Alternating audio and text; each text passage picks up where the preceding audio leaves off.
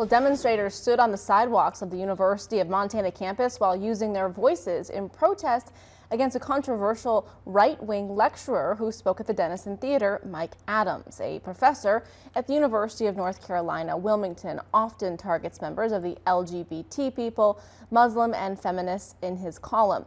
MTN's Kent Lutzen brings us this story. The views expressed in this lecture are not necessarily the views of the University of Montana administration, although they should be. This was all sparked when Mike Adams was invited to speak at the University of Montana's 10th annual Jeff Cole Distinguished Lecture. Adams is a writer for townhall.com, which is a conservative website, and many of his columns often target LGBT people, Muslims, and feminists, and he has described transgender people as mentally ill. You know, this is just one person, you know, with hateful rhetoric, misinformed views about a lot of things. But this is just one person.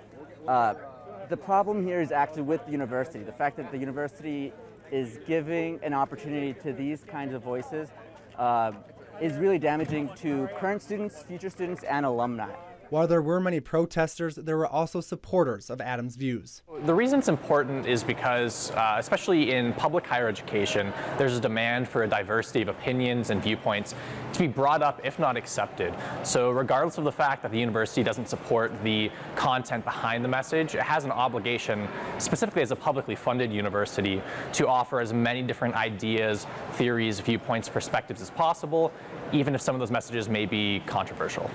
During the speech, Adams spoke about the death of liberal bias in higher education and was met with demonstrators inside as well. Due to the large controversy surrounding this speaker and the many demonstrators outside of the event, UM police decided to increase security. Yeah, in addition to having more officers present to respond to any potential problems, we also have a canine sweep the area for any potential threats.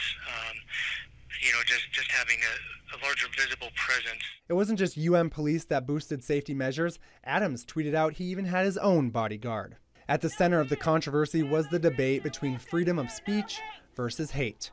Kent Lutzen, MTN News, Missoula. In a letter to the campus community, UM President Seth Bodnar said, "What a speaker says may define him or her, but it does not define us. It is possible for us to stand firmly in support of free speech while also standing firm in our own values."